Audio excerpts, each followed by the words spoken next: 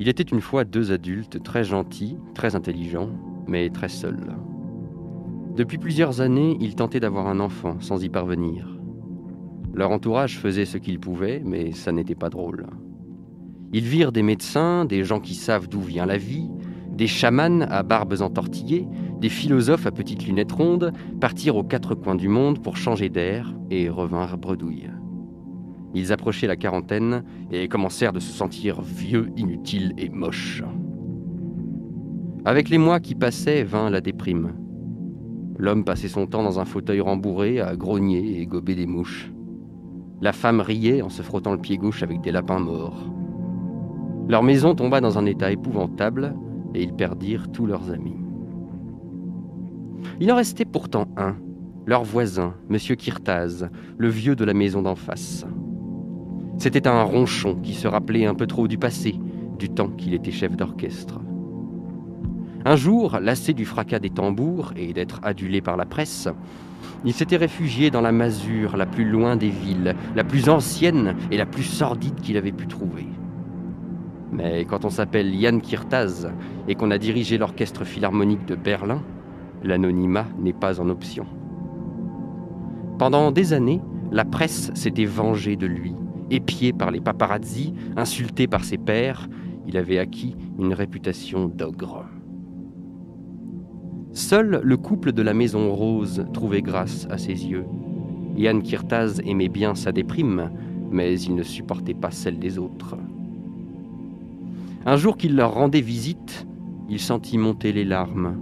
Le couple, hier amoureux et charmant, ne s'adressait plus la parole. L'homme avait soigneusement commencé de démonter la télé et lui expliqua qu'il comptait la cuisiner en lasagne.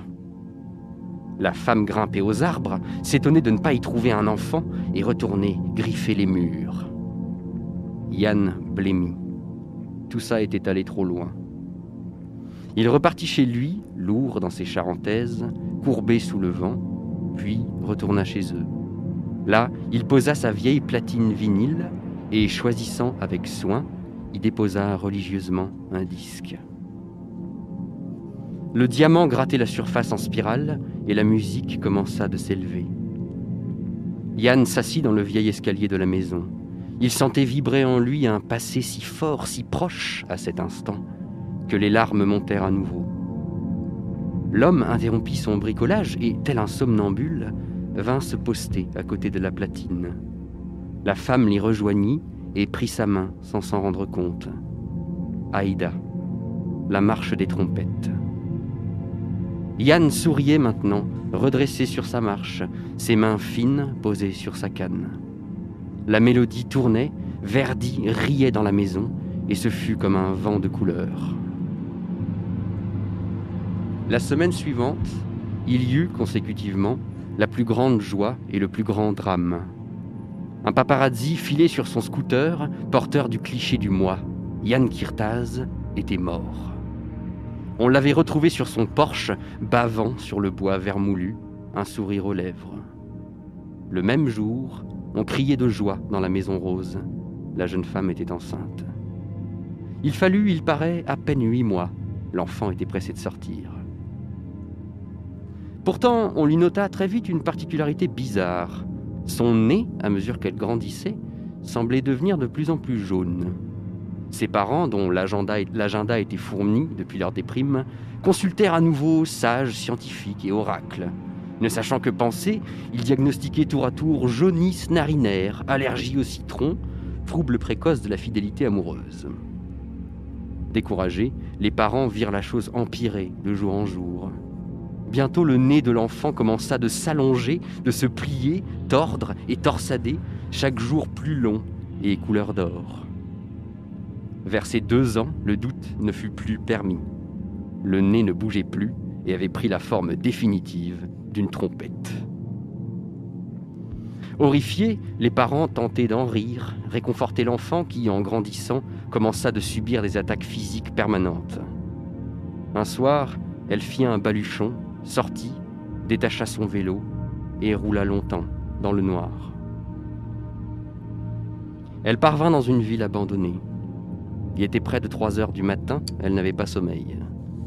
Résolue, Elle s'enfonça dans un bois des environs pour y passer la nuit.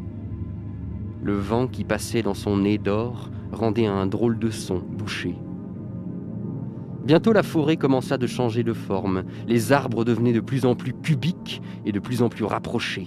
Ils semblaient s'agglutiner les uns aux autres, se refermer autour d'elle. Bravant la peur, elle continua de pédaler. Elle commença d'entendre du bruit et perçut de la lumière. Elle déboula d'un seul coup dans un village. Autour, la forêt ne formait plus qu'un flou noir.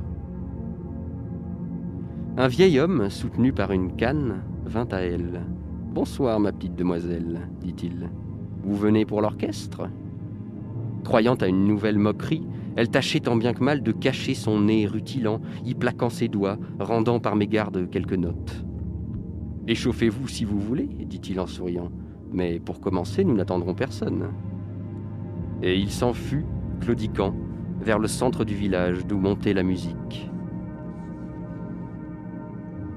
À vrai dire, c'était un tellement drôle d'endroit, avec ses vieilles baraques, dont toutes les fenêtres sans exception étaient de magnifiques vitraux, que la fillette décida de le suivre. Ils passèrent quelques maisons et débouchèrent sur la place centrale. Elle contempla, sans y croire, une gigantesque assemblée à son image. Là, un type au bras guitare tentait d'accorder son instrument. Un gros homme tambour se frappait le ventre, bouche ouverte pour donner toute sa force au son. Et surtout, là-bas, au fond, tout un parterre d'enfants trompettes, dont un morceau de jambe, un doigt parfois, ou une oreille, avait les mêmes circonvolutions bizarres que son nez. Une femme triangle lui annonça, l'air grave, que ce soir, on jouait Aïda. Jetant un dernier regard au sombre brouillard du tour, la petite fille s'avança et se rangea dans les rangs qui achevaient de s'accorder. Elle entendit de l'homme tuba, sans comprendre, qu'on jouait ce soir au tempo kirtaz. Quoi que ce soit, ça avait vraiment l'air chouette.